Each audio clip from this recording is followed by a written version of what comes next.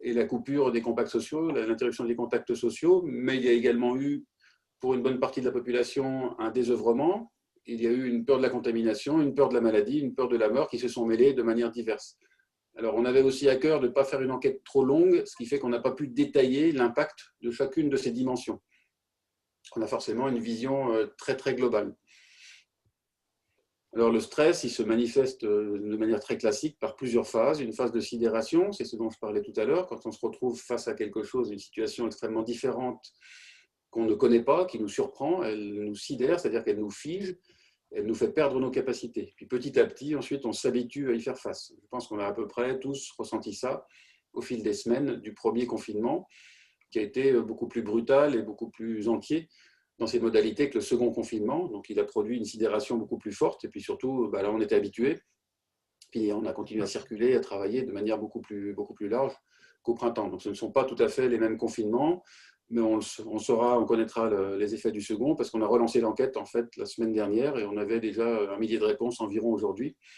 Mais vous voyez, c'est beaucoup moins que la première fois. Lors du premier confinement, en une semaine, on avait plus de 20 000 réponses parce qu'il y avait un besoin de la population de s'exprimer. Je pense que ça, c'est aussi significatif en soi.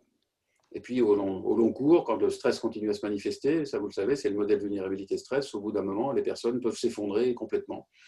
Là, évidemment, ça n'a pu se manifester que pour quelques personnes les plus fragiles. Pour les autres, au bout de quelques semaines de confinement, il n'y a pas eu d'effondrement aussi majeur, mais il y a eu, vous allez le voir à travers les résultats, une pression très forte qui s'est exercée sur la population et qui s'est accentuée au fil des semaines. Ça, je crois que c'est un résultat intéressant.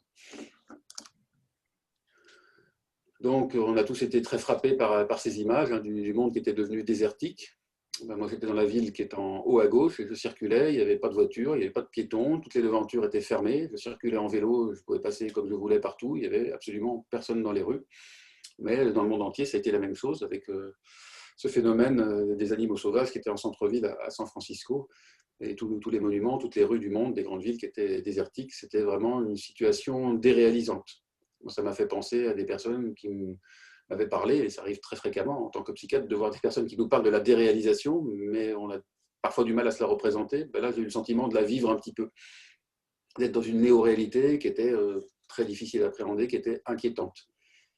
Donc c'est aussi ça qui m'a poussé à construire cette enquête, parce que je ne pouvais de toute façon plus travailler comme d'habitude. Je continue mon métier de psychiatre, je n'ai pas été confiné dans la semaine, parce que j'ai continué à l'hôpital et on a eu cellule de crise sur cellule de crise tous les jours pour tout restructurer, s'adresser à toute notre file active, téléphoner à tout le monde, relancer les consultations et les groupes thérapeutiques quand on a pu, beaucoup plus tard, nous occuper des gens qui étaient hospitalisés, qui étaient enfermés, puisqu'évidemment les portes, il fallait les fermer pour pas qu'il y ait de contamination. Enfin, c'était un moment difficile à tout point de vue.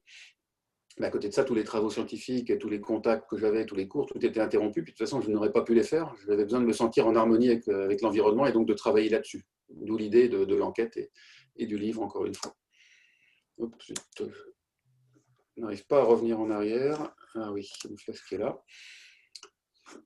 Donc, on savait aussi, dès cette époque-là, à travers différentes publications, qu'il y avait eu des conséquences au confinement, en particulier en Chine. C'est l'étude qui est mentionnée en bas. Vous voyez, il y a eu une étude chinoise qui a été publiée au mois de mars, il me semble que c'était par là, au début du confinement, puisque je l'avais en main au moment où on a lancé la nôtre, avec des chiffres très importants de dépression et d'anxiété. Alors après, il y a une limite méthodologique, parce que les mesures étaient faites à partir d'échelles extrêmement simplistes même, mais néanmoins, on avait l'attention qui était attirée par cette enquête en ligne avec la même épidémie dans le continent d'à côté. Et puis on savait, à travers une revue de littérature publiée dans le Lancet, qui est parue également en mars, pile au bon moment, qu'après des confinements, il y avait eu des états de stress aigu, d'anxiété, d'irritabilité, des stress post-traumatiques, des dépressions, une aggravation des addictions, tout ce qu'on n'a pas manqué d'observer par la suite en France.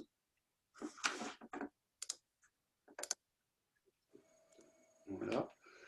Alors, dans cette enquête, l'objectif, c'était donc, comme je vous l'ai dit, de comprendre l'impact du confinement sur la santé mentale, comprendre ce qui protégeait les personnes, comprendre ce qui pouvait aggraver l'appréhension de la situation.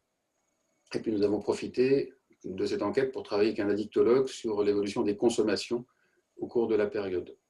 Donc, nous avons conçu toute l'enquête pendant les quelques premiers jours du confinement, pendant la première semaine. Elle a été mise en ligne au début, au milieu de la deuxième semaine, c'était vers le 25 mars, si je me souviens bien, et elle est restée ouverte jusqu'à la fin du confinement.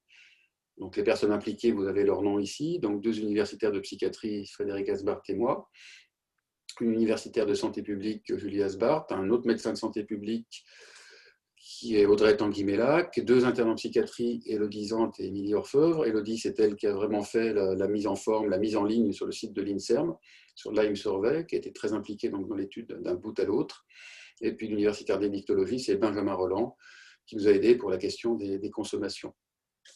Nous avons très rapidement communiqué par votre presse, presse nationale, presse régionale et par les réseaux sociaux.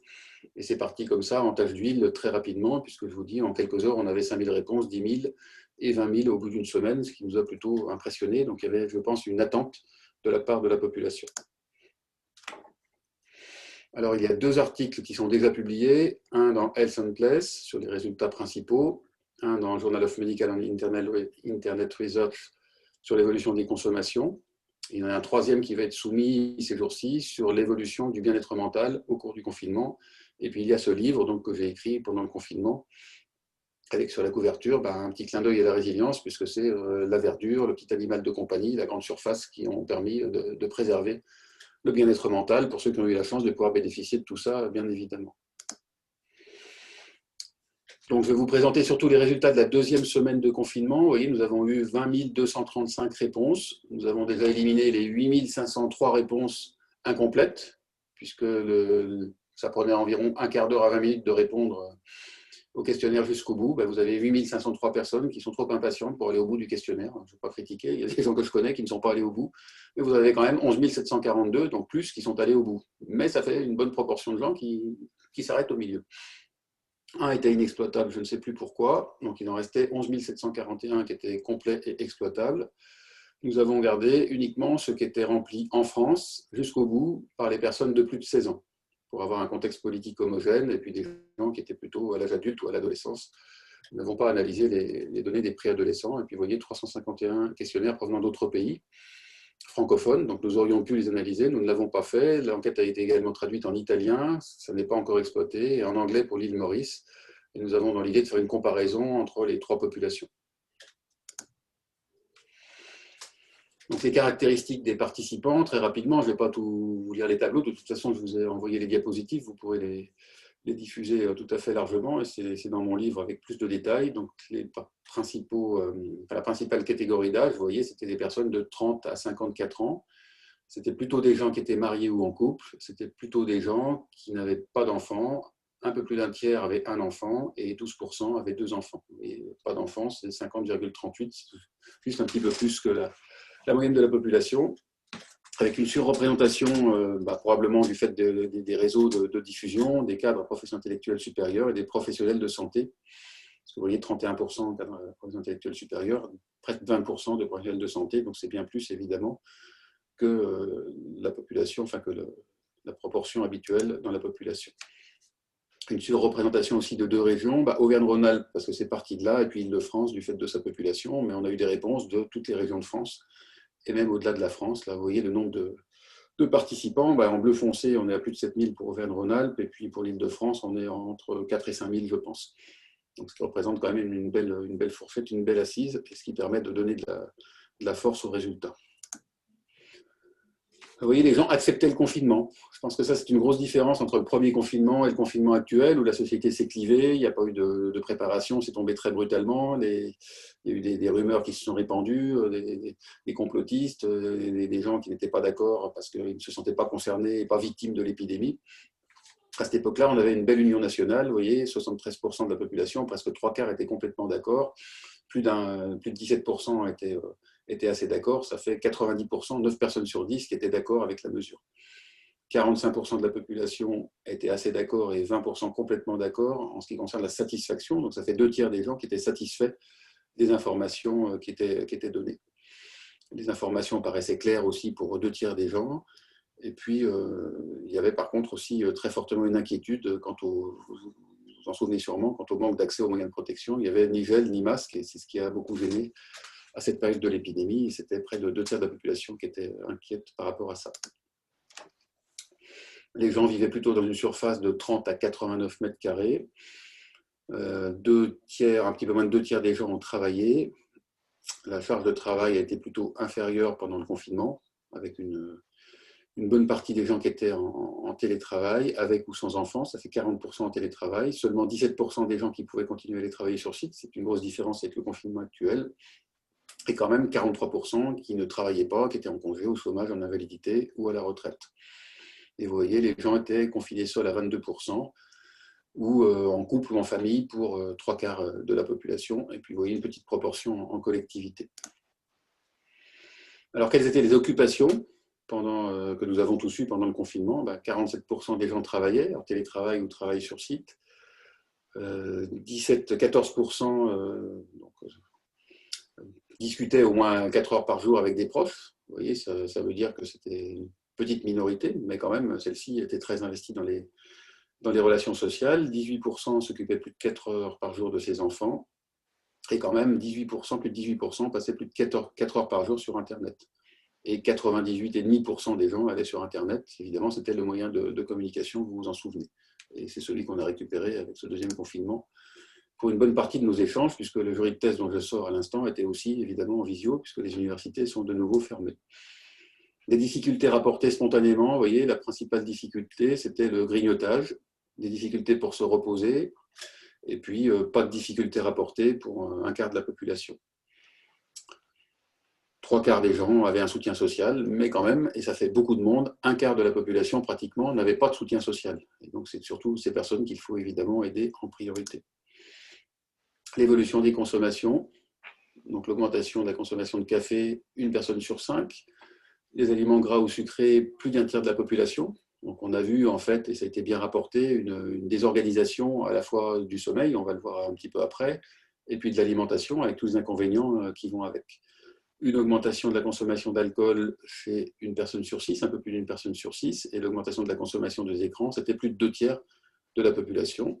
Et surtout, ce qui est intéressant, c'est la perte de contrôle. Vous voyez, difficulté de contrôle, c'était 1 personne sur 6.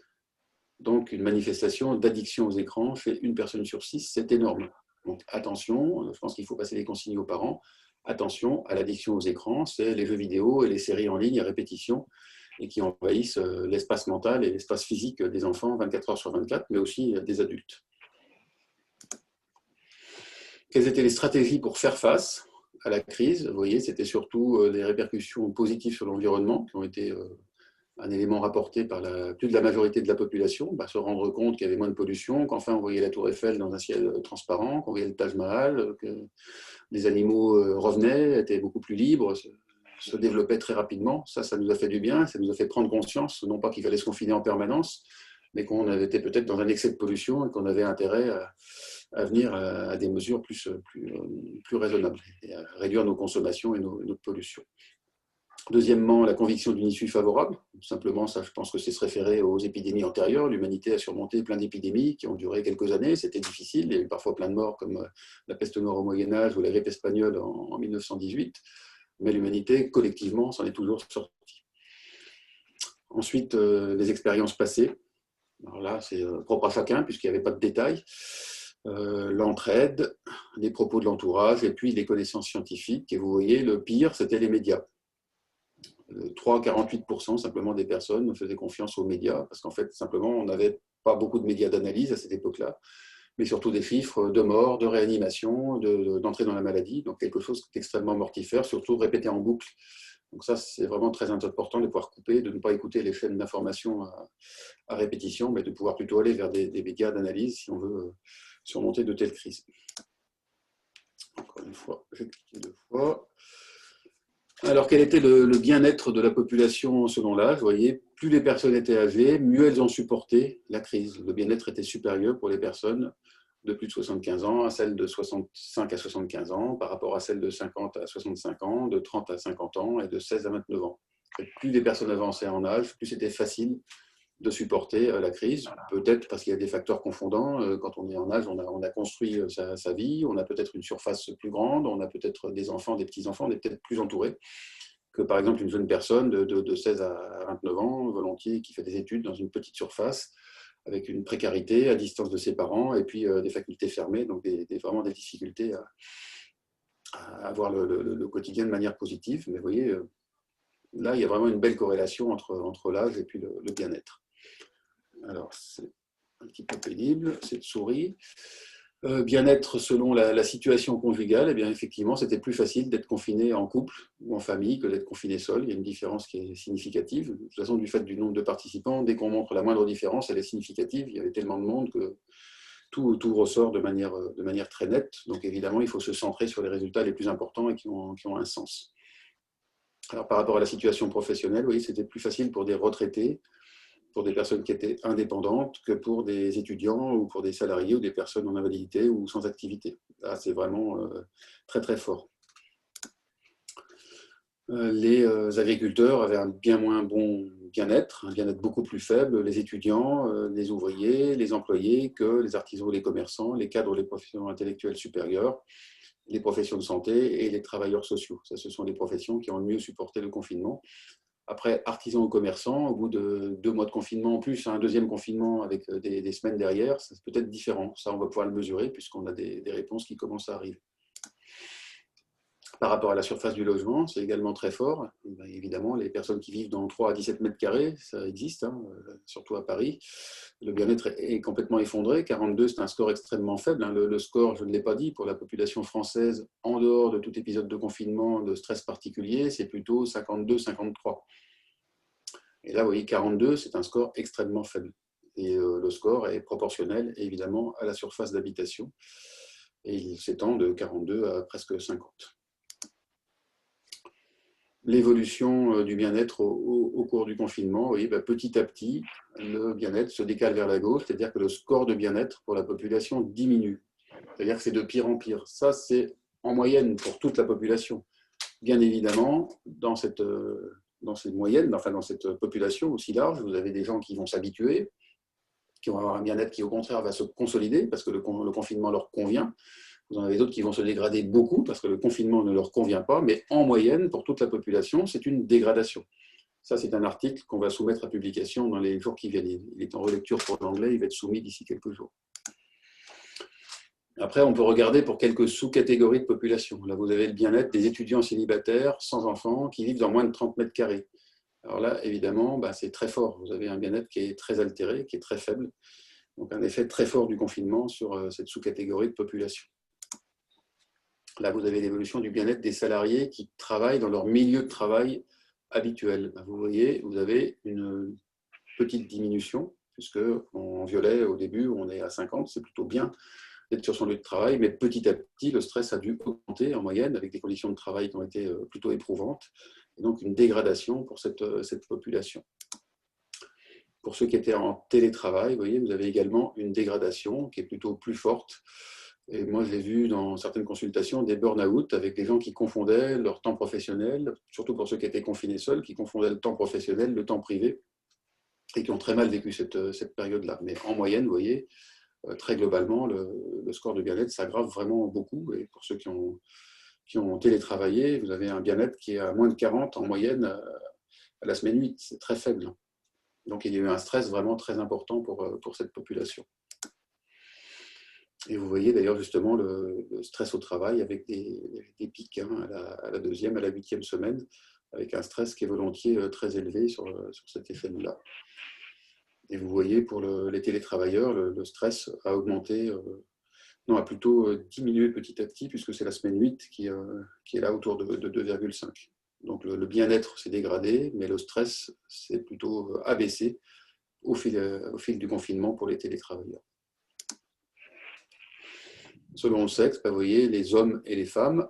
En moyenne, les femmes ont plutôt eu à la 2e semaine un bien-être moins bon que les hommes, mais pour les hommes, ça s'est altéré petit à petit et plutôt plus fortement. Donc les hommes ont moins bien résisté à cette épreuve dans la durée, du moins les répondants. Vous voyez, il y avait par contre beaucoup plus de femmes que d'hommes.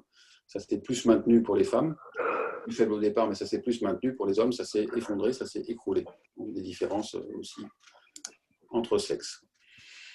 Et puis l'évolution du bien-être des personnes qui ont déclaré être suivies par un psychiatre ou par un psychologue, vous voyez, qui avaient un score plus faible au départ, qui globalement est resté assez faible, mais ne s'est pas complètement effondré par rapport à d'autres courbes qu'on a vues antérieurement. Donc peut-être qu'on peut faire une petite pause discussion avant de passer à la partie résilience et puis conseils pour faire face au confinement. Donc là, je vous ai donné beaucoup de chiffres, mais ça vous décrit un petit peu l'état de santé de la population, de santé mentale de la population. C'est très descriptif. Après, ça mérite un peu plus d'analyse. Donc, on est sur des analyses statistiques un petit peu plus sophistiquées, un petit peu plus poussées, qui ne sont pas encore terminées.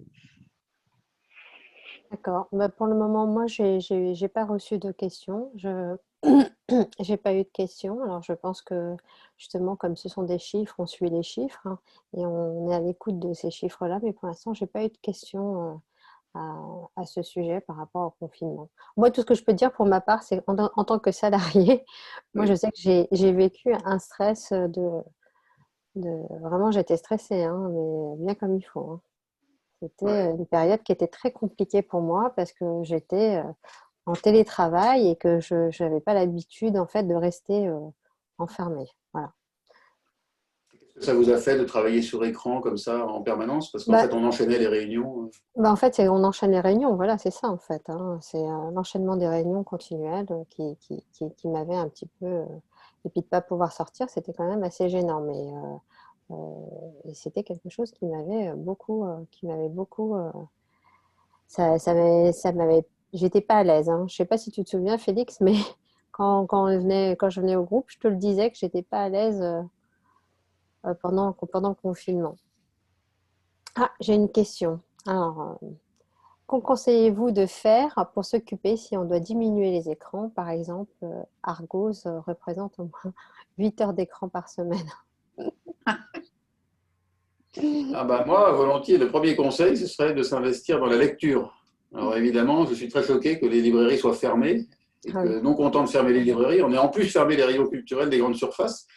Parce que pour se procurer des livres, je vois chez certains d'entre vous des bibliothèques bien garnies, ça c'est très bien. Parce que pour supporter le confinement, il faut nourrir l'esprit. Donc la lecture, les jeux de société, la cuisine, garder une activité physique, parce que c'est très important pour avoir un esprit, un mental qui fonctionne, d'avoir un corps qui fonctionne bien. Donc l'heure de sortie autorisée, je pense qu'il faut la garder. Le risque de contamination à l'extérieur, il est faible, on le sait bien maintenant. Donc il faut vraiment le garder pour aller marcher dans le périmètre autorisé. Et puis faire l'activité qui nous convient. Pour beaucoup, c'est aller courir, faire du mhm. vélo, enfin ce qui convient à chacun. Alors Mais justement, il y a eu des belles expériences, hein. Moi, je me souviens d'un ami qui était confiné à Paris, seul chez lui, qui s'est remis au piano, qui était en télétravail, mais après, il était en chômage partiel au bout de 2 semaines parce que l'entreprise n'avait plus de travail à lui fournir. Bah, il a fait du piano toute la journée, aller courir autour du Sacré-Cœur et sur Montmartre, à côté de chez lui. Bah, finalement, il a eu un confinement heureux. Donc, il y a eu des choses comme ça, et il y puis a eu des des choses choses moins qui belles, étaient. évidemment. Alors, dans les résultats, qu'est-ce qui vous a surpris le plus? Ça, c'est une question de Dominique Paultre qui me demande qu'est-ce qui vous a surpris le plus par rapport à tous les résultats que vous avez que vous avez eus? En fait, Bah, peut-être tout une grande combiné, hein, surprise. oui. Moi, je m'attendais tout combiné, moi, je ne m'attendais pas à ce que plus on est âgé, plus on avance en âge, plus ce sera facile. Moi, je pensais qu'il y aurait une C'était peur du l'inverse. virus et donc une altération de la santé mentale due à cette peur. Alors que là, les personnes de plus de 70 ans, elles se sont senties bien. Visiblement, elles se sont senties protégées. Mais ce n'était pas évident à ce moment-là. Moi, je ne m'attendais pas à ça, par exemple. Donc ça m'a surpris, entre autres. Voilà. Après, la D'accord. consommation d'écran, qu'elle explose, ça ne m'a pas étonné. Une perte de contrôle chez une personne sur 6, effectivement, ça me paraît beaucoup. Ça fait beaucoup de milliers de personnes juste sur cet échantillon et de centaines de milliers sur toute la France. Donc là, c'est pas tellement que ça m'a surpris, mais ça a attiré mon attention sur le fait qu'il fallait en fait en parler beaucoup et avoir des messages de prévention. Et que le côté Oui. consommation, le côté addiction, il était extrêmement important. Après, il y a d'autres données qui ne ressortent pas de l'étude, mais que j'ai vues ailleurs, c'est sur la consommation des benzodiazépines, des anxiolytiques. Ça a explosé. Il y a eu, je crois, 700 000 prescriptions en plus dans une étude de la Caisse d'assurance maladie et de la HAS, je sais plus, non, de la NSM, pardon. C'est énorme. C'est-à-dire que la population a eu trop recours à des médicaments qui ne sont pas propices au soulagement d'une tension dans la durée, mais qui sont propices par contre aux addictions. Donc Ouais. ça m'interroge moi en tant que professionnel de cette santé mentale, et ça m'encourage à laisser ouvertes les structures dans le deuxième confinement et à faciliter l'accès. Donc on a créé une consultation Covid-19 cette semaine pour que le contexte du coronavirus, de la pandémie, du confinement, soit un motif d'accès aux soins finalement pour des gens qui ne venaient pas consulter d'habitude. Et on en a quelques-uns qui commencent à venir. Et je pense qu'il faut vraiment faciliter l'accès à une écoute, à des mesures non médicamenteuses, mais pas Mhm. des mesures médicamenteuses addictogènes. Ça n'a pas de sens, ça, il faut le décourager. Dans certains cas, ça peut être intéressant, mais pas dans cette proportion. Et je suis certain que le reste n'a pas été fait avant. Donc ça, c'est D'accord. des choses qui m'ont inquiété, mais qui ne sont pas spécialement dans cette enquête-là.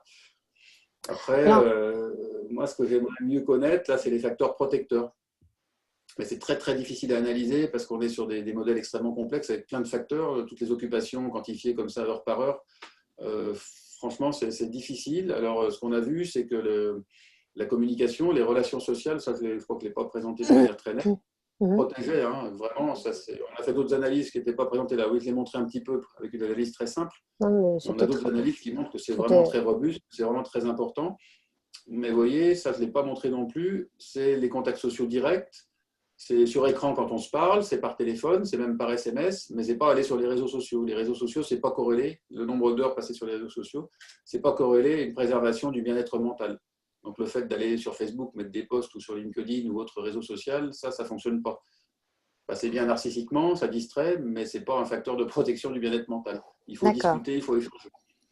Alors, j'ai d'autres petites questions qui sont survenues, dont une qui me disait, bon, juste pour parler de ce qu'on disait par rapport aux tableaux, qui disait que justement par rapport à l'impact que ça a pu avoir avec les médias, la peur, que ça entraînait des peurs et ça, c'est automatiquement, on rentrait dans les tableaux où on parlait d'anxiété et d'angoisse qui étaient sur les tableaux. Je vous dis juste les questions, comme ça, je n'ai pas l'impression de pas dire ce qu'on me demande aussi. Oui. J'ai Jean-Michel qui me demande s'il peut parler en direct.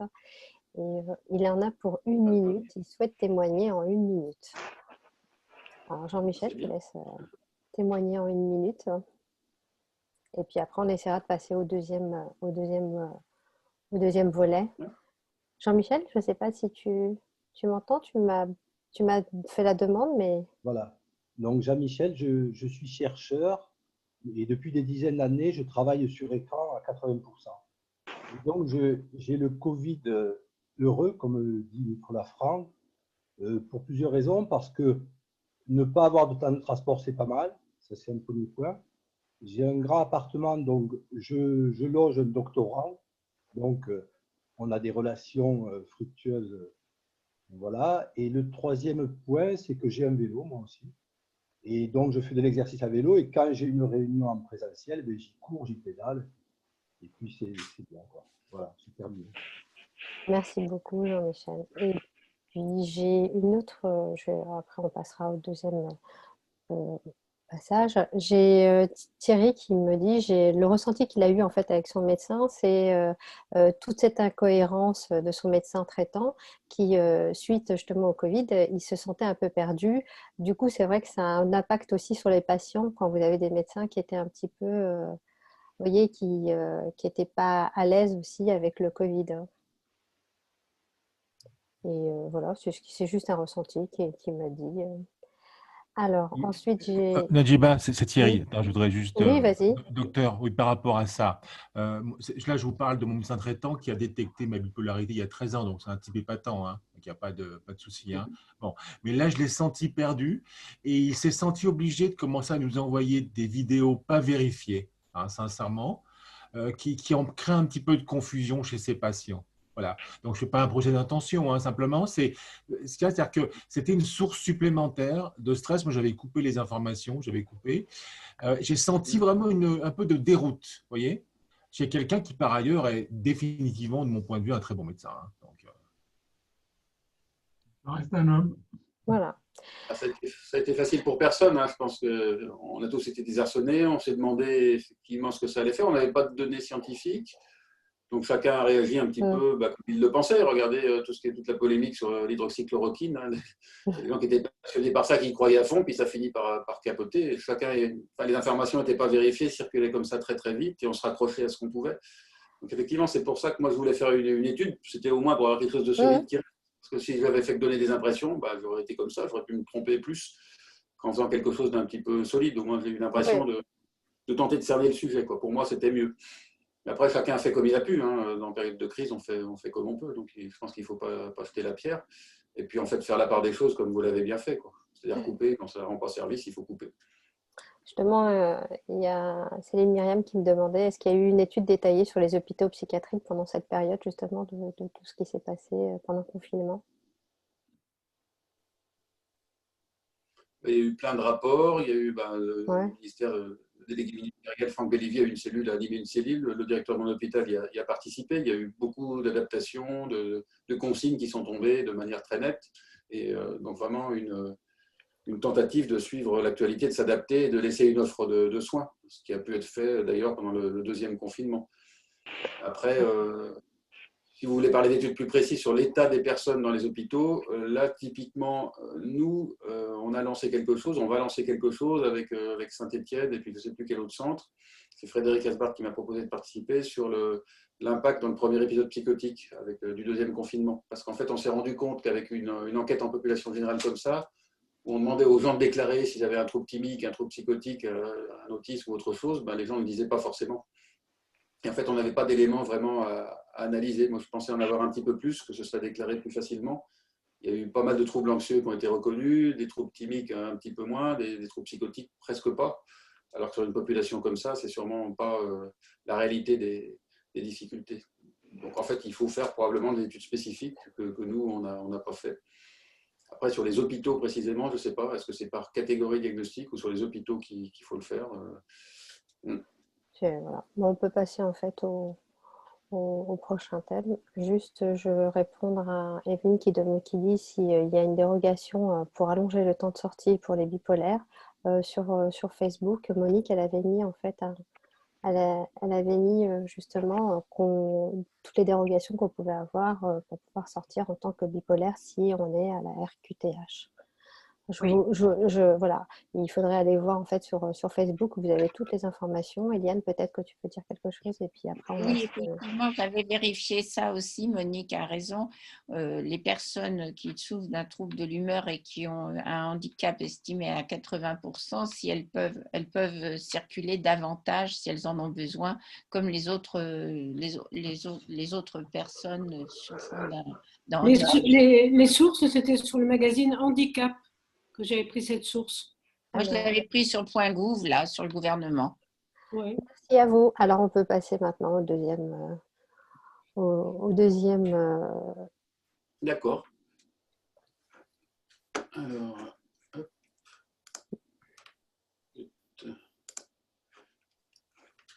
Alors, moi, c'est quelques propositions que j'ai tirées un peu de la littérature. En particulier, vous verrez si vous regardez mon livre, des expériences des astronautes, des sous-mariniers, des navigateurs solitaires, des spéléologues, etc. Donc, j'ai essayé de voir un petit peu ce qui leur permettait à eux de faire face. Je l'ai regroupé, et puis ça m'a semblé aussi des conseils de bon sens. Après, j'aurais voulu, en fait, on l'a fait en partie, croiser ça avec l'enquête. C'est pour ça qu'il y avait aussi toute cette partie occupation avec une quantification de telle ou telle activité. Donc effectivement, je ne l'ai pas dit, mais dans les résultats, le fait d'avoir une activité physique de plus grande durée était corrélé avec un bien-être maintenu. Le fait d'avoir des contacts sociaux, ça on l'a dit, etc., etc. Donc ça découle aussi en partie de l'enquête, mais pas seulement de la littérature avec des gens, de la part de gens qui ont déjà vécu des situations similaires. Donc ce qui paraît important, c'est vraiment de structurer ces journées. C'est à la fois structurer une journée donnée, avec des temps spécifiques pour les repas, le sommeil, les activités, pas laisser tous désorganisés, parce que sinon c'est grignotage, on a vu que ça avait pris beaucoup de place, c'est sommeil énergique, avec un épuisement volontiers qui peut gagner, on a vu un mélange des activités professionnelles et privées pour certains, etc., etc. Donc vraiment, une journée donnée, la structurer, essayer de faire un petit peu un planning, se fixer des objectifs pour la journée en question, mais peut-être se fixer des objectifs aussi plus largement pour toute la durée du confinement, pour un peu s'en emparer plus positivement.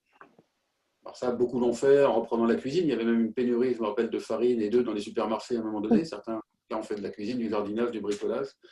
D'autres, comme moi, ont écrit des livres ou leur mémoire, ou ont fait de la peinture, de la musique. Enfin, il faut que chacun fasse ce qui lui convient. Mais c'est au-delà de structurer sa journée, là, c'est structurer son confinement. Ça, je pense que c'est quelque chose d'important parce que ça permet vraiment d'avoir la période vue comme un ensemble, appréhendée comme un ensemble. Si on est juste sur la journée, à mon avis, ça ne suffira pas. Prévoir des temps de pause, ben oui, il faut se reposer. Mais après, si on fait que se reposer, ben là, on va finir par se fatiguer, par s'épuiser, on ne dormira plus, ça va être le cercle vicieux. Donc, il faut faire attention à avoir une partie active et une partie reposée, mais comme certains d'entre vous l'ont dit tout à l'heure. Conserver une activité physique, ça veut dire utiliser l'heure de sortie, puis vous dites qu'il y a une dérogation plus longue, si on a des troubles, qu'on est à plus de 80% d'invalidité, donc ça c'est très bien, donc pas hésiter à aller marcher. faire ces quelques kilomètres quotidiens nécessaires. L'OMS recommande plus de 10 kilomètres, ça fait quand même déjà pas mal. Ça, j'ai mis le petit tableau dans le livre, une activité physique satisfaisante, c'est au-delà de 10 kilomètres de marche par jour. En dessous de 4 km, on est vraiment dans rien du tout. Or, prenez l'iPhone, qui compte les pas, on est souvent, quand on ne fait pas beaucoup d'efforts, à 2-3 km. Quand on fait 4 km, c'est déjà pas mal, et 10 km, moi maintenant, je fais à pied depuis le métro jusqu'au travail, et ça me fait quelques kilomètres de plus. Ou pas prendre l'ascenseur ou des choses comme ça, vous voyez. Mais si on ne se force pas, si on ne fait pas délibérément le choix de la marche, avec les transports en commun, la voiture et tout le reste, en fait, on n'a pas assez d'activité. L'être humain est un animal qui est fait pour aller normalement se déplacer dans la brousse, chercher sa nourriture, pas pour rester statique, attendre que ça arrive tout seul. Donc, encore une fois, voilà, il faut tenir compte de ça, ça veut dire aller marcher largement. Il y avait aussi quelque chose qui a eu pas mal de succès, c'est toutes ces applications de gymnastique.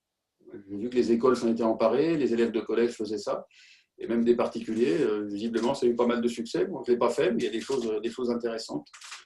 Il y a également des applications de contrôle respiratoire pour gérer son anxiété. Je ne sais pas si vous avez vu ça, mais c'est mes internes qui m'ont fait remarquer. C'est plutôt pas mal fait, quoi. Donc, des applications pour le contrôle respiratoire qui sont donc propices à diminuer la tension interne. Essayer de préserver son sommeil, garder un rythme régulier, ça c'est important. Dans la bipolarité, on sait bien que ça a un rôle majeur, que les 3-8 sont complètement déconseillés. Je voyais une jeune femme qui a un trouble bipolaire qui me disait bien que quand elle rechutait, elle a fait des épisodes très sévères, elle a eu je ne sais pas combien de séances de sismo, elle a vraiment une forme très résistante. Pourtant, c'est quelqu'un qui a un haut niveau, qui a un doctorat, etc. Mais elle me disait que son principal facteur de rechute, c'était quand elle ne pouvait pas refuser d'aller faire la fête, quand elle était en vacances, qu'elle partait je ne sais pas où, qu'elle était avec des amis, elle ne peut pas s'empêcher d'aller en boîte, en soirée, etc. Elle se couche à 3h du matin 3 fois de suite, à tous les coups, elle fait un épisode qui est un épisode sévère, et après elle a énormément de mal à s'en remettre. Et même maintenant, en ayant complètement conscience de ça, elle se demandait comment elle allait pouvoir y résister. Elle pensait qu'elle n'aurait pas de prise dessus. Donc ça, c'est un facteur effectivement extrêmement important. Alors, par contre, le confinement, normalement, il aide. Parce que là, faire la fête, en ce moment, c'est un petit peu compliqué. Soigner l'alimentation, c'est bien, ça fait partie de prendre soin de soi. C'est globalement faire quelque chose pour soi. Ça, je crois que c'est important. Et puis l'objectif de confinement, pour s'emparer activement de la période, je pense que c'est quelque chose d'important. Ça, je dis depuis le début, depuis le premier confinement. Ça a eu pas mal de succès, beaucoup l'ont repris. Je crois que c'est quelque chose de raisonnable et qui peut tous nous aider. Après, il y a des principes un peu philosophiques, c'est-à-dire se rendre compte qu'il y a des choses qu'on ne choisit pas et renoncer à lutter, parce qu'on peut être en colère, on peut ruminer contre les choix du gouvernement, mais de toute façon, ça va s'imposer. Donc, tant pis, on est plus en colère contre les choix qui paraissent un petit peu irrationnels, par exemple fermer des librairies où on ne se contamine pas. Donc ça, c'est vrai que, alors que c'est nécessaire pour nourrir notre esprit, c'est vrai que ça met en colère, mais bon, finalement, tant pis. On va faire du click and go, ça marche pas si mal, on commande sur Internet et puis on va retirer dans le magasin. 1 heure plus tard, le libraire a sélectionné les livres et c'est prêt. Je trouvais que ça marchait plutôt bien. Moi, personnellement, ce qui me gêne, c'est de ne pas pouvoir flâner dans les rayons et choisir des livres comme ça parce que je ne sais pas forcément d'avance ce que je veux. Là, c'est toujours les achats sur Internet, c'est toujours savoir d'avance, anticiper. C'est un monde qui se réduit parce que ça veut dire qu'on achète forcément ce dont on a entendu parler, c'est-à-dire la même chose que les autres. Donc, on est de plus en plus des moutons et c'est quelque chose d'assez difficile. Mais bon, c'est comme ça. Et j'écris ici, il faut accepter les frustrations qui nous sont imposées. Donc, tant pis. Je vais ressortir la pile de livres. De toute façon, j'en ai quelques dizaines, donc c'est pas grave. Je ne vais pas manquer de lecture. Et puis, j'en achèterai moins. Et j'en achèterai à la sortie du confinement. Donc, créer de nouvelles routines, ça veut dire prendre une maîtrise sur la situation. Donc, c'est son organisation du confinement. Ça marche pas mal. C'est comme cet ami dont je parlais tout à l'heure, qui faisait son piano, qui faisait son footing tous les jours dans Paris, 10 km quand même, qui s'en est trouvé bien. Chacun crée ses propres routines avec ce qu'il aime faire. Et finalement, ceux qui ont fait ça pendant le premier confinement reprennent leurs habitudes pendant le deuxième et ça se passe bien. Vous l'avez dit tout à l'heure, il y a des gens qui vivent bien les confinements parce que ça leur convient. Le problème, c'est ceux à qui ça ne convient pas. Et ceux à qui ça ne convient pas du tout, vont-ils pouvoir s'emparer de ça? Non, ça ne suffira pas pour une partie d'entre eux. Il va falloir se faire aider, voir un psychologue, voir un psychiatre éventuellement, etc. Ou simplement en parler à ses amis. L'entraide, ça peut suffire pour une partie. C'est pour ça que j'ai noté se montrer solidaire. Parce qu'il faut s'aider soi-même, mais il faut aussi aider les autres. Et puis, il faut aussi penser aux personnes les plus âgées, qui sont les plus menacées quand même par le virus et qui ont un risque. Il y a quand même un taux de mortalité qui est très important au-delà de 70 et surtout 80 ans. Donc, rester en contact avec ces personnes, sans les contaminer, bien entendu, en les voyant à distance de sécurité si on va les voir, ou simplement par téléphone ou par visio si elles sont connectées. Et puis, ce que je trouve intéressant, c'est aussi se projeter au-delà de la période actuelle. Comme je disais tout à l'heure, toutes les épidémies ont été surmontées par l'humanité, les habitudes sont reprises ou de nouvelles habitudes, puisqu'on dit volontiers que la peste noire, ça a amené la fin de la féodalité, ça j'en parle un petit peu dans le livre, donc il peut y avoir des changements importants dus aux épidémies. On peut espérer que celle-ci aura un impact positif sur l'environnement, que ça nous aura fait prendre conscience qu'on consomme trop, qu'on pollue trop, qu'on se déplace trop, et que peut-être cette frénésie, on peut la freiner un petit peu.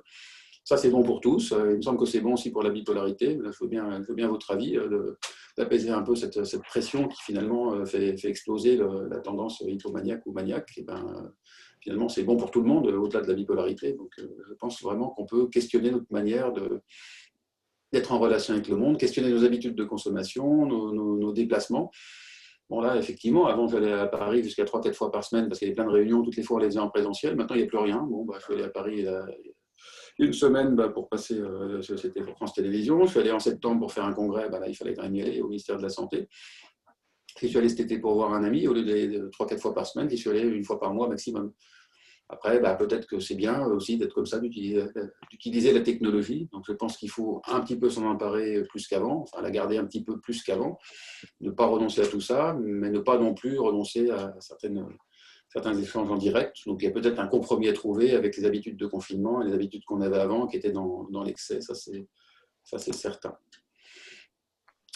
Donc, pour un peu synthétiser tout ce que j'ai dit, on a vu que pendant le confinement, il y avait une altération du bien-être mental, surtout pour les plus jeunes, surtout pour les personnes sans emploi, surtout pour les personnes qui avaient des difficultés, en particulier psychiques.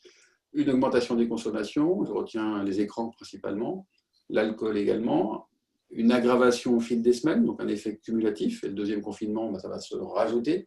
Pour les personnes qui ont été en difficulté à la fin du premier confinement, à mon avis, ils vont reprendre où ils en étaient, les mêmes causes reproduisent les mêmes effets du point de vue émotionnel. Donc, ceux qui l'ont bien supporté, ils vont bien supporter le deuxième, voire aller mieux. Ceux qui avaient commencé à s'enfoncer vont s'enfoncer un petit peu plus. Donc, c'est surtout à ceux-là qu'il faut penser, c'est ceux-là qu'il faut aider. Et donc, pour faire face, il faut structurer ses journées et structurer carrément toute la période de confinement.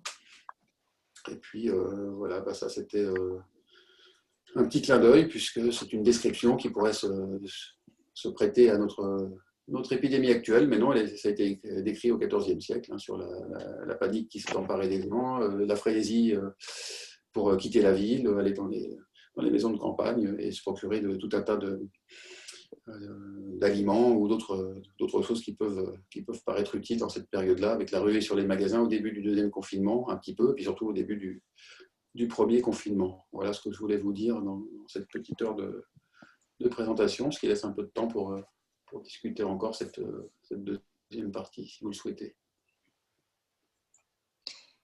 Est-ce que je peux poser une question? Oui. Je voulais vous faire une observation par rapport à la population que vous avez ciblée. Elle est quand même, enfin ciblée, qui a répondu au questionnaire, elle était quand même un peu biaisée dans la mesure où les personnes qui ont répondu avaient toutes de quoi se connecter. La population plus vieille, donc je pense qu'il y a déjà le biais des gens qui savent se servir des outils pour répondre.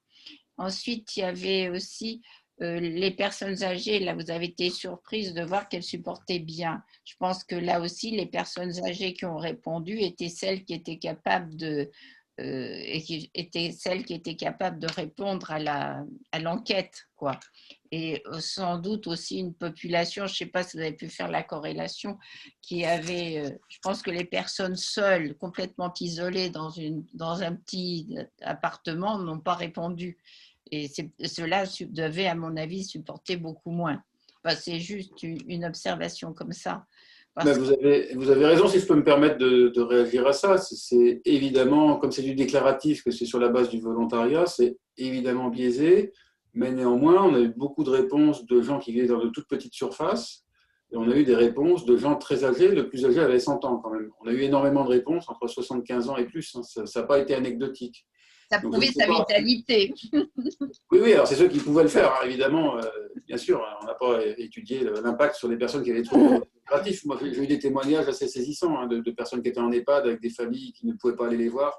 Encore ce matin, là, dans une région de France, du côté de l'Ouest, là, qui était vraiment extrêmement souffrante et qui voulait que je m'en fasse le relais. Donc, je l'ai communiqué à la presse tout de suite, parce qu'effectivement, il y a des EHPAD qui interdisent, qui limitent vraiment beaucoup les visites, avec des gens qui se dégradent énormément. Donc tout ça, on ne l'a pas du tout étudié, effectivement. Là, c'est biaisé par le fait qu'il fallait avoir accès à Internet, aller sur la tablette ou l'ordinateur ou le smartphone, parce qu'on pouvait répondre sur un smartphone, bien sûr. Bien sûr. Mais néanmoins, on peut en tirer quelque chose. Oui, oui, bien sûr. C'était juste, c'est parce que je fais partie des âgés, des personnes âgées. Oui, Voilà. est-ce que vous aviez vu, d'ailleurs, vous et les autres, est-ce que vous aviez vu passer cette enquête au printemps, entre mars et mai? Non, non, Personne n'y a répondu ou n'a vu? Non? non, non. Bon, il y non. a eu un petit problème de communication. Là. Non. On aurait dû? Bah, non, ça aurait été bien parce que ça voudrait dire que ça aurait été vraiment bien diffusé, ça aurait été bien pour l'enquête. Enfin, vous voyez, il y a eu beaucoup de succès, mais c'était par tache d'huile. Oui. Là, la presse a beaucoup plus réagi au deuxième confinement qu'au premier. Il y a eu pas mal d'interviews au premier, mais là, vraiment, il y en a eu 10 fois plus au second. Oui, là, on a l'impression que tout le monde s'intéresse à la santé mentale d'un seul coup. Au début, ça a commencé à frémir un peu en mars, avril, mai, mais c'était 10 fois moins, hein, vraiment. Mais il me semble qu'on avait eu une enquête de passé quand même. Je veux pas dire n'importe quoi, mais pendant un moment donné, il me semble qu'il y avait eu des demandes en fait qu'on avait reçues par courrier pour faire une enquête, mais je peux pas vous dire si c'était la Une bonne. enquête faite par Fondamental, je crois. Oui, c'était l'enquête de Marion Leboyer, oui. Et Oui, Marion en a fait une aussi, mais nous c'était pas par papier, c'était que sur Internet. D'accord, parce qu'il y pas la avait même. une enquête qui était passée. D'accord, ok. Bon, alors c'est pas la même. vous avez continué à la Alors, diffuser par Internet. Je voulais... Par Internet. Et elle est relancée depuis la semaine dernière, si vous voulez participer à la seconde édition. Donc, il y a certes moins de succès, mais on va quand même analyser. J'ai recruté un étudiant qui a fait une école d'ingénieur, qui fait maintenant de la psycho pour analyser les données et comparer les deux périodes. On va l'exploiter. Vous n'aurez pas perdu votre temps si vous voulez participer, si vous souhaitez. Hein. Il y a pas de problème. Ouais. Alors, il y a des... Une autre observation, c'était les gens ne sont pas exprimés sur la perte de liberté, parce que j'ai l'impression que ça participe quand même beaucoup aussi, cette sensation de ne pas être libre. Enfin, dans le deuxième confinement, je trouve ça beaucoup plus pénible que dans le premier. Vous n'avez pas étudié ça? Ben, en fait, on a essayé de faire quelque chose qui ne soit pas trop long. Vous voyez, déjà en 20 minutes, on en perd 8000 sur 20 000 la deuxième semaine. Donc, en fait, on s'est dit, on va se cibler sur le critère de jugement principal, c'est-à-dire la mesure principale, c'est-à-dire le score de bien-être mental, parce que ça nous semblait essentiel, parce qu'on voulait mesurer la santé mentale, et puis croiser ça avec ces données-là, descriptives, et puis les occupations. Et le reste, on n'a pas spécialement pu le faire. En fait, on aurait pu s'intéresser plus aussi aux peurs du virus, à la contrainte, vous voyez. Mais en fait, il fallait faire des choix. Donc, arbitrairement, moi, j'ai pris ce qui m'intéressait, c'est-à-dire ce qui pouvait aller dans le sens de la résilience. Vous voyez, tout ce qu'on voit là, on a pensé que ça pouvait être protecteur. Enfin, moi, j'ai pensé que ça pouvait être protecteur. Donc, effectivement, après, on a montré que ça, c'était corrélé avec un maintien du bien-être. Donc, quand on pose des hypothèses, en fait, on choisit en fonction. Et c'est vrai que comme c'était sur Internet, il n'y avait pas de partie libre. Hein. Ceux qui veulent témoigner peuvent témoigner par email en plus. Mais là, sur la restriction de circulation, non, le seul truc important, c'est la petite surface. Plus on vit dans une petite surface, moins on bouge. Et on a vu que ça, c'était inversement corrélé au bien-être. Donc, il y a effectivement un témoin indirect de ce que vous dites. Alors, il y avait Sylvie en fait, qui posait la question, qui demandait est-ce que vous avez constaté, au fait du confinement, pour les personnes bipolaires, une augmentation du nombre de phases hautes ou basses ou dans leur aptitude? Non, j'ai eu des témoignages de gens, je l'ai fait allusion tout à l'heure, qui me disaient moi, je suis bipolaire, ça m'a plutôt rendu service. C'est des témoignages. Là, dans l'enquête, on ne sait pas en fait qui est bipolaire ou qui n'est pas bipolaire. Il y en a qui ont pu déclarer qu'ils avaient eu un antécédent, mais sans plus, quoi. D'accord. On a un témoignage d'ailleurs. Il y avait une question sur la section. Oui, il y a une autre question en fait qui me demande par rapport à la saturation des hôpitaux psychiatriques, parce que c'était le cas. Est-ce que vous avez eu des retours par rapport à ça? Nous, on n'a pas été saturés. On a eu beaucoup moins de monde qui est allé aux urgences. En fait, les gens avaient peur d'aller aux urgences, ne se soignaient plus à ce moment-là, y compris en psychiatrie. En fait, les seules personnes qui allaient aux urgences, la grande majorité, c'était ceux qui avaient une suspicion de coronavirus ou qui avaient vraiment un coronavirus. Et tout le reste avait pratiquement disparu. Au mois de mars-avril, les gens n'allaient plus aux urgences. Ce n'est pas le cas maintenant. Hein. Maintenant, ça fonctionne à peu près normalement, comme en dehors d'une période de confinement. Mais en avril-mai, ça a été coupé. En fait, ceux qui étaient déjà à l'hôpital, ils sont restés parce qu'ils ne pouvaient plus sortir. Il n'y avait plus de permission, il n'y avait plus de visite, il n'y avait plus rien. Ils sont restés. On a pu faire que des sorties brutales, mais pas les préparer. Donc, tous ceux qui pouvaient sortir sont sortis rapidement dès mi-mai, à l'instauration du confinement. Les autres sont restés souvent pendant quelques semaines, plus longtemps qu'ils ne seraient restés auparavant, parce que c'était coupé, c'était devenu une espèce de petite communauté, quoi. Et ceux qui étaient à l'extérieur, nous, sur mon pôle, on a mis en place un appel systématique. On a appelé 100% de la file active. Donc, on a fait des téléconsultations pour, on a 4 ou 5 000 personnes de file active. On les a appelés tous. Donc, on a mis des gens à faire ça toute la journée. On a tenu un fichier, on a surveillé. Et vraiment, on a pris les nouvelles d'absolument tout le monde. Et après, on a relancé les consultations quand on a pu, soit par téléphone, soit en présentiel. Et puis, on a remis des groupes quand on a pu, beaucoup plus tard.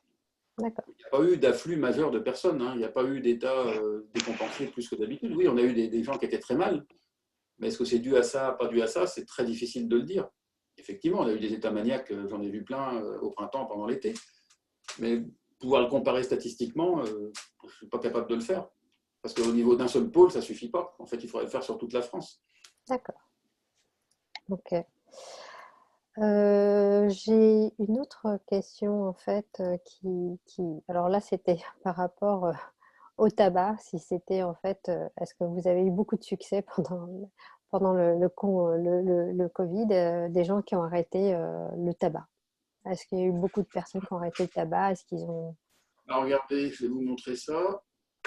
C'est sur cette diapositive-là. Vous voyez encore mes diapositives? Non. Non, en fait, je les ai... Alors, J'ai enlevé le partage. Je suis alors, désolée, je c'est moi vous qui ai la enlevé lis. le partage pour mieux vous Non, voir. c'est pas grave, je vous la lis. Regardez, tabac, pas de consommation, voilà, consommation identique ou baisse. On a eu 1872 personnes, c'est-à-dire 16% de la population, qui nous a dit qu'ils avaient baissé ou consommé autant de tabac, mais pas plus. Et on a eu 11% de la population, 1280 personnes qui ont augmenté leur consommation de tabac. Donc certaines personnes ont arrêté.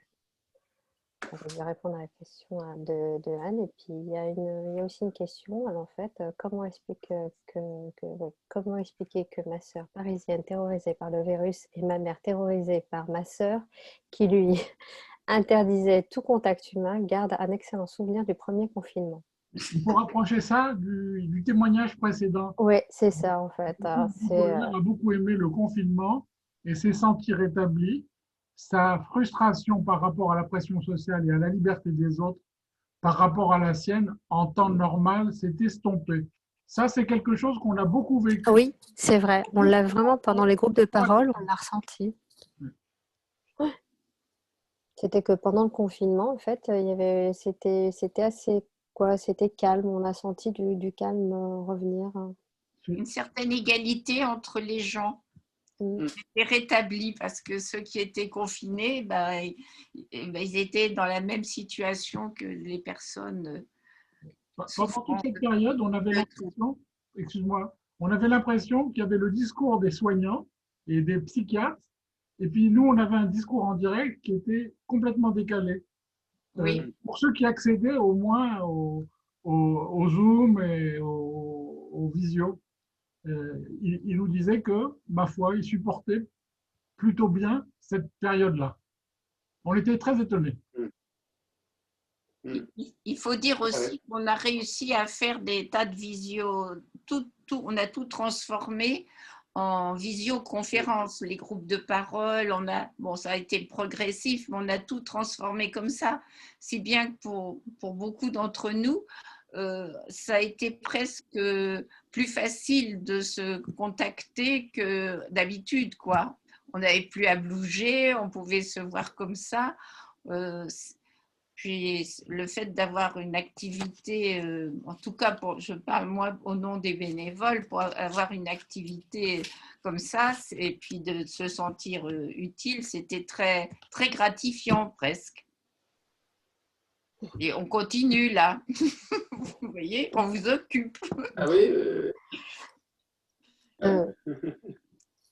Sinon... Je peux parler? Oui. Oui, c'est Anne. En fait, le premier confinement, je l'ai bien vécu parce qu'en fait, en tant que demandeur d'emploi, donc moi, je me suis habitué à occuper mes journées. Donc En gros, comme je disais à mon psychiatre et à mon psychologue, comme c'est moi qui organisais mes journées, donc j'avais l'habitude en gros, de faire mon emploi du temps et que j'avais comparé que ceux qui étaient salariés, comme ils étaient dans une routine, parce que c'était leur employeur, ils étaient dans un travail, ils avaient une tâche quotidienne. Donc le jour où ils étaient devenus, entre guillemets, à temps partiel, ou ils étaient au chômage, bah, ils ne savaient pas quoi faire parce qu'en fait, certains, leur vie, c'est leur métier en fait, c'est leur travail qui dicte leur vie. Alors que moi, en tant que demandeur d'emploi ou étudiant, bon bref, bah, moi, en tant que demandeur d'emploi, ou à la recherche d'une formation ou quoi que ce soit, comme c'est moi qui gère mon emploi du temps, donc j'étais pas, ça m'a rien, je l'ai bien vécu en fait. J'ai même anticipé le confinement parce que quand j'ai vu comment ça se passait vers la Chine et que ça venait vers l'Europe et dans le monde, je me suis dit non, je me suis confiné moi-même quelques jours avant que le gouvernement le fasse parce que je sentais que ça arrivait vraiment, ça arrivait quoi. Et, Merci beaucoup, Tan. voilà, comme expérience. Merci, Tan. Comme ça, on a bien, je pense qu'avec le docteur, on a bien compris en fait que vous aviez bien vécu le confinement plus que certains salariés. Moi, qui étais salariée, je peux vous assurer que je l'ai pas très bien vécu. Mais j'aurais voulu voir avec vous, en fait, professeur, s'il était possible on avait parlé de rétablissement, si vous pouviez dire juste quelques petits mots par rapport à ça, pour justement, avant de conclure en fait notre visio. Eh bien oui, effectivement, l'approche orientée rétablissement. Non, non, vas-y. Oui, la réhabilitation psychosociale, ça me tient à cœur. Oui. En fait, le principe, c'est vraiment de travailler en collaboration avec la personne pour lui montrer ses capacités, pour renforcer ses capacités, de telle sorte qu'elle puisse réussir son projet, aller vers son rétablissement. Donc ça, c'est une approche centrée sur la personne, finalement, qui consiste à co-construire avec elle un plan de rétablissement. Enfin, c'est elle plutôt qui construit le plan de rétablissement et qui le co-construit avec les professionnels de santé, et à définir finalement les évaluations et les soins pour aller dans ce sens-là du renforcement du pouvoir de décision et d'action. Donc plutôt que ce soit le psychiatre qui décide ou les professionnels de santé mentale de manière très verticale, là c'est quelque chose qui se co-construit. Donc ça repose sur des outils type psychoéducation, type entraînement des compétences sociales pour ceux qui en ont besoin, type remédiation cognitive quand il y a des troubles cognitifs qui peuvent gêner effectivement certaines décisions et certaines actions. C'est vraiment des outils dont la personne va s'emparer activement, qu'on met à sa disposition. Et en fait, j'essaye de mettre en place sur mon pôle en ce moment, enfin je suis en train de mettre en place sur mon pôle en ce moment, ces pratiques-là de manière complètement généralisée dans une approche de secteur. D'accord. Voilà, on en avait parlé. Je trouvais que ça, c'était vraiment un truc qui était super d'en parler. Bah, écoutez, je ne sais pas s'il y a d'autres questions. Là, aujourd'hui, pour moi, j'ai plus d'autres questions. Le mot rétablissement, c'est un mot qui est chargé de beaucoup de sens. Peut-être que vous pouvez préciser alors ce mot-là en matière de santé mentale. Tout à fait. De toute façon, c'est un mot qui est défini qui vient du mouvement des usagers. Hein. Moi, je suis simplement le témoin que ça existe. Nous, on déploie des pratiques orientées vers le rétablissement, mais le rétablissement, c'est la personne qui peut le définir selon ses propres critères.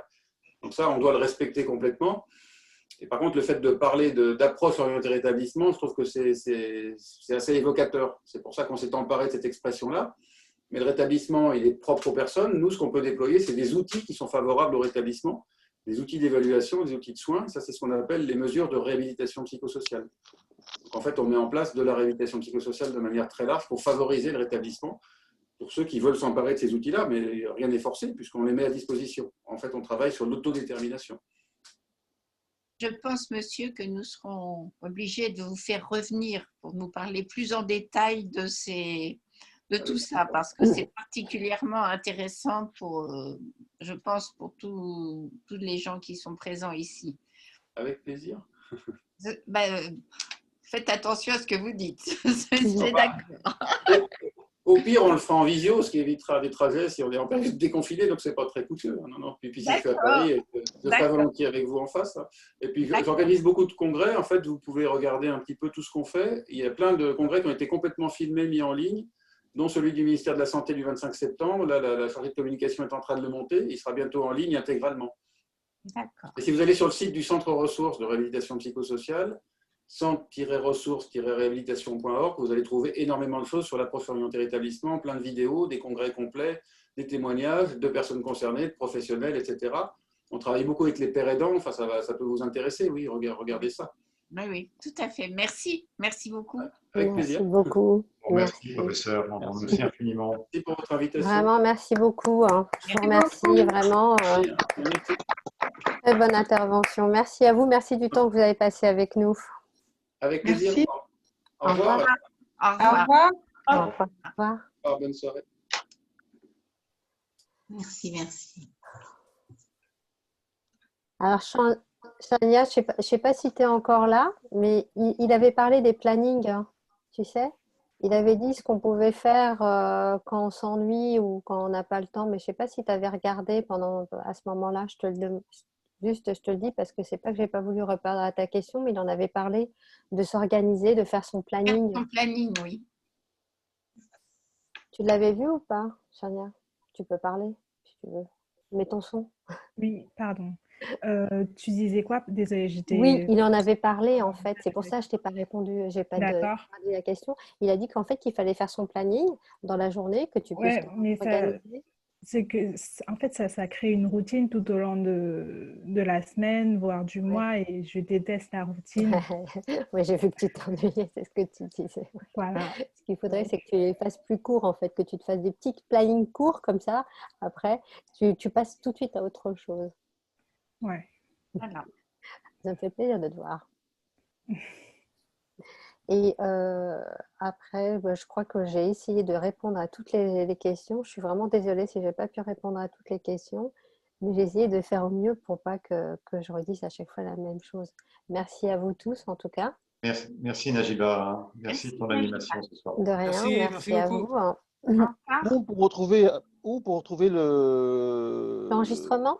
Oui. Alors l'enregistrement, L'enregistrement, on va s'en occuper. L'enregistrement, on n'a pas tout à fait le début. D'accord. On l'aura. Parce qu'il a mis son premier écran. Oui. Et puis à partir de là, tout est enregistré.